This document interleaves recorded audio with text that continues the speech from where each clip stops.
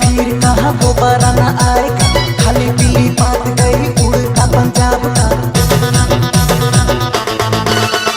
ऐसा मौका फिर कहाँ दोबारा न आएगा, खाली पीली बात गई उड़ता पंजाब का। तेरे चक्कर में धुनाया घर का ना घाट का, आजा बेबी डांस कर ले।